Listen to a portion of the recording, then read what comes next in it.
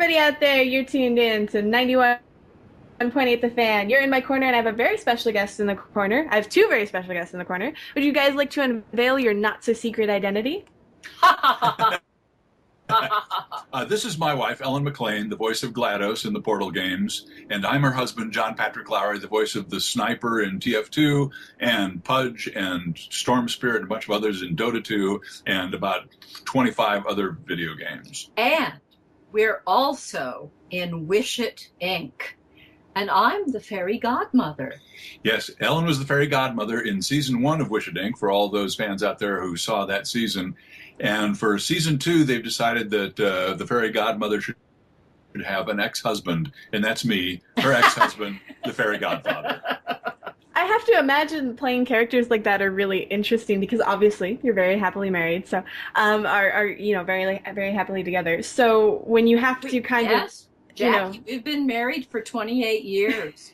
That's congratulations. I just can't say I know. I actually don't think I know anyone who's made it past the 20-year mark, to be honest. They're probably not old enough yet. I don't know. My mom's pretty old, but that didn't work out for her. Right. Yeah, no, it's interesting. We've been going over the scripts of season 2, and they're really hilarious. And as actors, we really enjoy playing off of each other, and so it's great fun just to do that work, with actors with an actor that you trust as much as I trust my wife. And of course, I mean, coming up with all the conflict and stuff, that's just acting. Although we probably have plenty of conflict to bring to the table. Absolutely. Well, in the story of Wish It, Inc., we of course have been married for centuries. Yeah, millennia. So there are a lot of gripes. a lot of old wounds, a lot of old history. Right. So obviously, the godmother remembers the one time that, her ex-husband lost her wand, for example, like 200 years ago, or some Right, various. Right. And the other time, 400 years ago, and the time before that, 800 years ago, and yeah, it just goes on and on and on. Oh, that sounds like so much fun to play with. I can imagine that's just a barrel of laughs for you guys. Well, and you throw in office politics on top of that. The fairy godmother has run this corporation called Wish It, Inc. that grants people's wishes, and it's been subject to a hostile takeover, and the new corporation that's bought the company has brought me in to displace my ex-wife. Yes. As head of the company. We've been taken over by Oshio Mikuji, fortune cookies. The evil fortune cookie manufacturer. Yes. And of course, the Wish It, Inc. is the brainchild of Nick Celentano and Ryan Anthony Martin. And they are the creators of the series and the story. Nick is the writer, and Ryan is the director and producer. And of course, there are many other characters, some magic, some not. Although the not magic keep turning into magical right. ones. Some of them don't know their magic yet. But it's basically The Office, only with genies and fairies and pixies and stuff like that. It's really a very cute and very hilarious show. Wonderful. Yes. And you guys are actually promoting an Indiegogo campaign for the second season. Right. This is the first season was crowdfunded, and they're crowdfunding the second season as well, and it's already gotten a great response. But we're getting the word out because we just really think this is a hilarious and wonderful show, and it costs a lot of money to put these things together. So this is how they're doing it, so that you don't have to watch commercials in the middle. So John and I, of course, live up here in Seattle, but the rest of the cast are all L.A. Actors. Jessica Lowe, Amber Ruffin, Haley Mancini, Jessica Davis, Ben Palacios, who plays Teddy and also does all the music for the series, and Jeff DeCrosta Jr., Lena Thomas, and of course Ryan Anthony Martin and Nick Celentano. So it's just a great bunch of performers, and a lot of the performers are expert in improvisation. Yeah, they're a pretty funny group of folks. I can just imagine the outtakes for the show. Well, if you go to Synthetic Picture House's YouTube site, you can see a whole blooper reel. and hear me saying something that I probably shouldn't say. Well, for the fans out there, I've linked the Indiegogo campaign on our live chat, and I have somebody currently tweeting and Facebooking it as well, because I highly suggest that you guys go and support the show. It looks a lot of fun, and there's a lot of really cool rewards, too. Yeah, absolutely. There's all kinds of stuff. I don't know. You're probably looking at the site. You can list them off better than I can. Well, you got signed photos. We should add, too, and Jackie, we should add that Alec Mappa is joining the cast as well as the nemesis of Wish It Inc., the head of Oshio Mikuji Cookies, Makoto. Yeah. Alec Mappa has been on Ugly Betty and Half and Half, and right now you can see him in Entourage, the movie.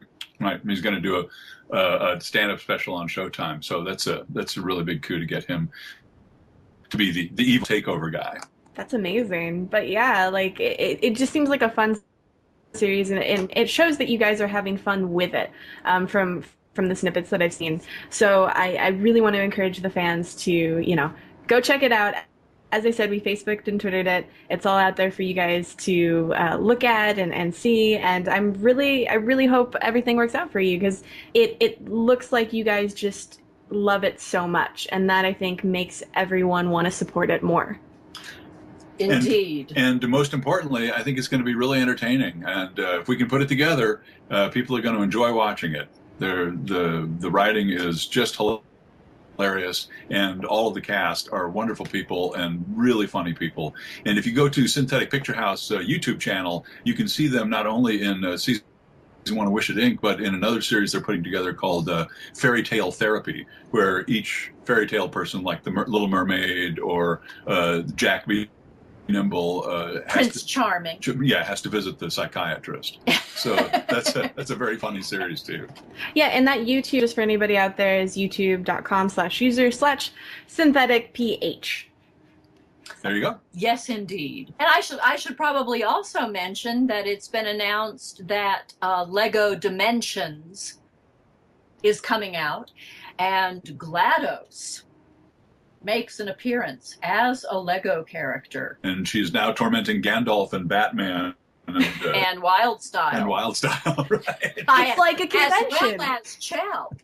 Chell is there too. All Lego characters. And the new Portal Pinball came out this spring. Portal Pinball. So GLADos is all over the place. That's fantastic, and obviously the fans love it. I had the honor when I went to Midwest Media Expo of seeing you sing live with Time Crash, which is a really talented band. Oh, that was so great. They're such a wonderful ensemble, and I loved singing with them. That was great. And you saw me playing the banjo. Yes, as well. I'm sorry, I was distracted. I believe Crows was on stage, and he had a really shiny hat and crashed the show at one point. Yes. Crows. His hat is always shiny. Hard to watch anyone else when Crows is around. Well, yeah, he kind of just flails about the stage, but we're used to it. No, he actually has a talk show on the station as well, and he just talks for 2 hours with a few of his friends about tech stuff. And a few of his friends. I think Crows has millions of friends. That's what I tell him too. He give me a show, and I'm like, well, people tune in to it. So as long as people keep tuning in, you're going to keep having a show. That's right. No, he's a very busy guy, and I think he was the one that connected you guys up with us when we were at the Midwest Media Expo. So we got to sit in on that show. Yeah, it was really interesting actually, because I knew that you guys were there, but everything was so crazy, and I didn't get a chance to. I don't think I got a chance to introduce myself until the second day, right. at that dinner. And we arrived late because I was working. So apologies for crashing. There you go. But yeah. Well, listen. Oh, sorry. Go ahead. Once again, I just love to put it out there. We would love for everyone to support Wish It Inc. Season 2, because it is going to be a hilarious ride, and we just need to get the money together to do it. Yeah. We don't. The producers do, but we're out here. The scripts are written. We have all 12 scripts ready. That's right.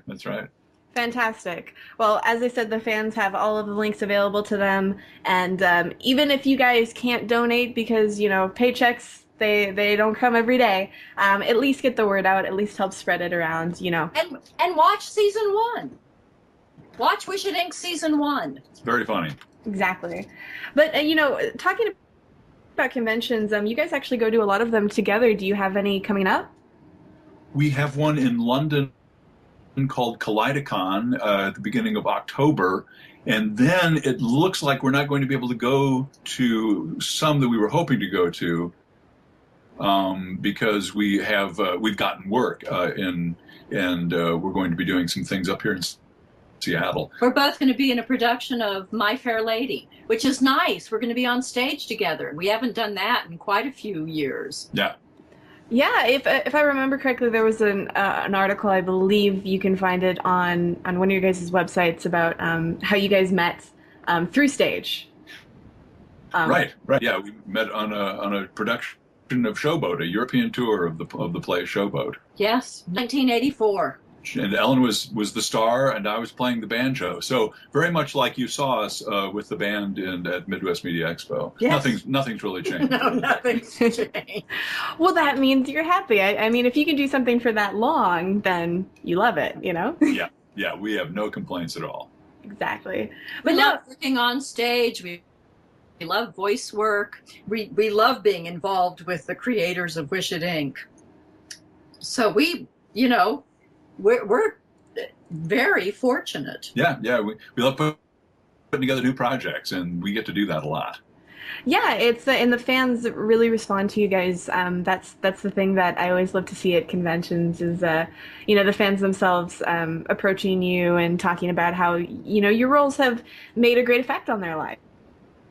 Yeah, it's really fun for us. We always feel like the grandma and grandpa of fan cons, because we're like, the only old married couple that are actually voice actors, and we're both in all these video games. And I think that everyone 50 years younger than us thinks we're cute. But I think also, we never knew that we would have a career in entertainment. And it's always a constant surprise for us that we keep getting work. And we want to encourage other people who are interested in voiceover, stage work, writing, creating, that, if you love it, do it. Exactly. Right. And don't worry about the fact that you can't pay your rent. There's lots of good company under the bridge. So. Hey, I know that feeling. Struggling Sure. Actors, yes. But well, it's interesting though that you say that because there are some people who are really attached to the con circuit who have heard the question, how do I get into acting? How do I get into voiceover? So on and so forth so many times that now it's just like a sour subject and they don't like to answer the question. So I usually don't ask it on my show because I feel like, you never know how somebody's going to react because they've heard it a million times. Oh, right. Well, no, we don't mind talking about it at all. I mean, it seems very magical and mysterious, but really it's just like you'd get any other job. You just have to find that work and audition for it, which is basically applying for a job. Now, it's a lot easier if you live in someplace like New York or Seattle or Chicago or LA or Dallas or Atlanta or Minneapolis. If you are living farther away from those cities, you can still go online. There are websites that I kind of hesitate. I don't really recommend them because they're problematic, but I have known people to get work through them. It's like things like Voice 123, and they charge you a little yearly fee, and they will send you auditions. I just add the caveat that these auditions are going out over the internet to everyone all over the world. So you have lots and lots and lots and lots of competition. But the best way I think to go about it is A, learn how to act, and B, get yourself a voice demo, and then get yourself an agent. And that probably means being in a place where this kind of voice work is done. It's hard to do that if you live in like Topeka, Kansas or something like that. But lots of places around the country have this kind of work going on. And, the gaming industry is a huge industry. It's like 10 times the size of the movie industry. So, and the other thing we always like to say is to put projects together, to get your work out there. We always like to remind people that Portal started out as a student project, and Gabe Newell hired the team that created the student project on the spot to make Portal. So getting your stuff out there and getting it on YouTube, getting it on the internet. If you know people are putting together a little game and they need somebody to voice act in it, volunteer. Because that's getting your name out there, getting your work out there. It really does work. It really does make connections. And I recommend that people start small.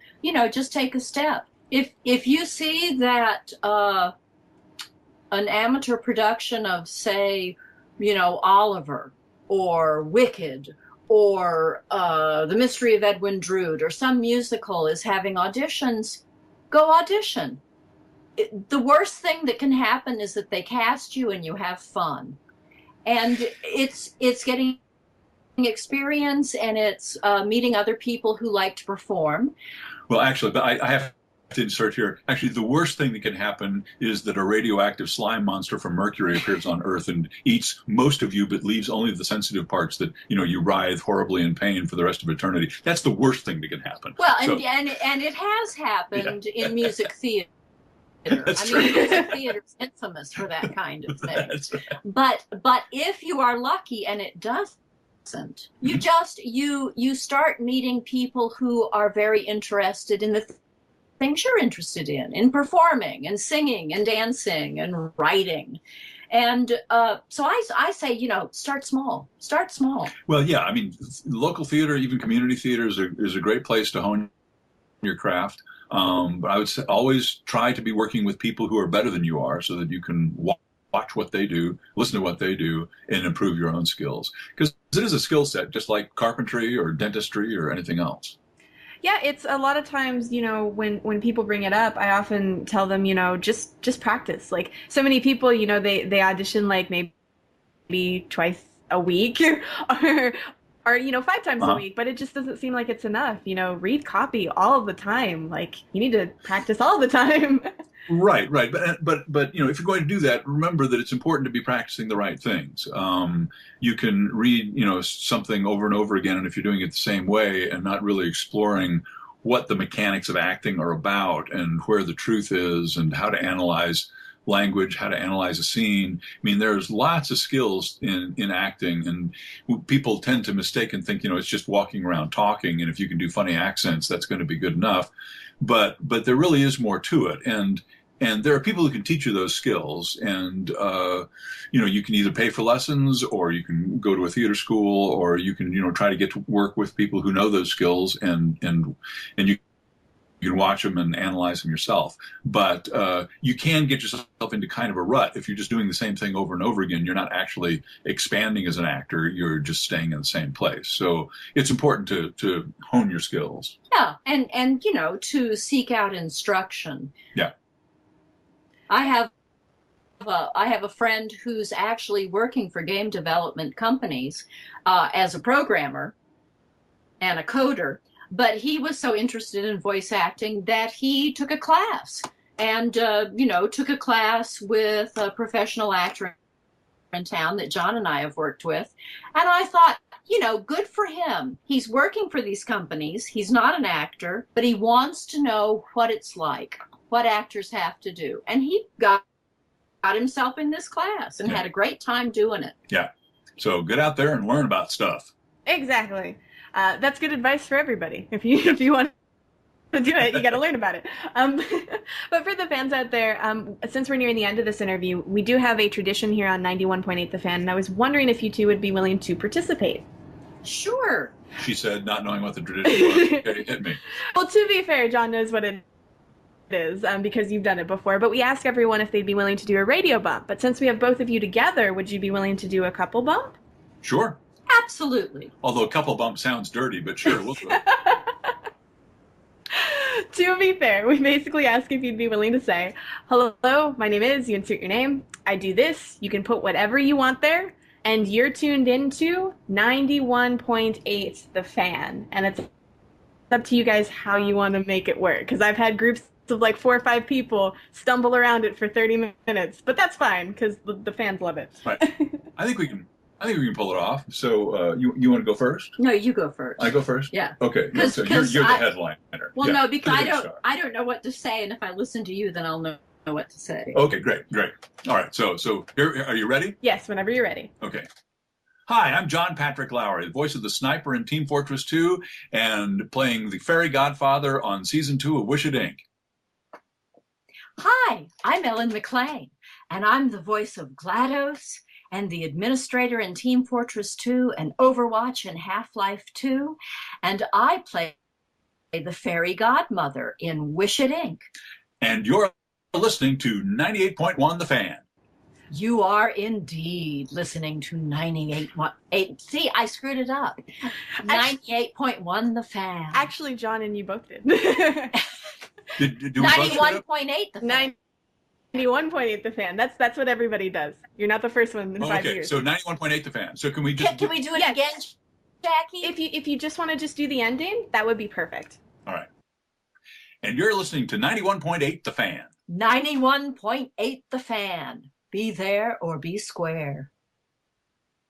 Perfect. You guys are awesome. That was great too.